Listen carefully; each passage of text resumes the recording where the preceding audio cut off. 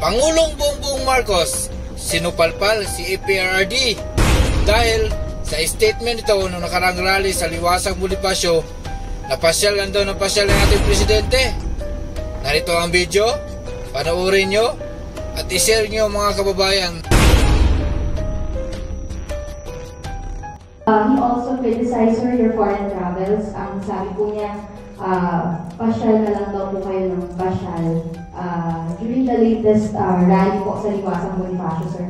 Maybe get you on that, sir.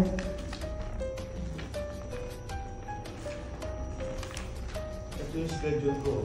Saan yung pasyal? It's my schedule for today. Where's the paseo? Wala. You know, yung kasama ko din sa amin doon, we don't make pasyal. Even in the places that I know where I've spent a lot of time in, hindi ko na pupuntahan yung mga dati kong pinupuntahan because we're here to do this.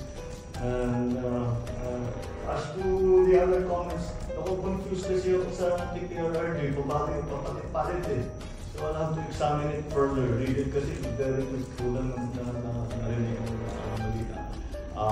Kanyang mga remarks. So, tignan ko muna kung ano ba talaga yung sinabi nyo para maintindihan ko. Hindi ko talaga naintindihan kasi parang naiiba, bawat salita nyo, iba eh. So, I'll try to make sense of it. Sir, mag-birthday po si President Duterte sa March 28. Meron po ba kayong birthday wish or message for your predecessor, sir?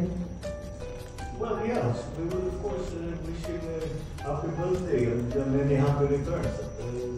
Nakita nyo? Narinig nyo? Ganyan kabait yung ating presidente mga kabayan, kaya tinitira na siya ng ibang mga grupo. Tuloy-tuloy pa rin sa pagbabawa yung ating presidente. Ayan, kayo mga kababayan, anong opinion nyo? Pa-comment down below mga kababayan.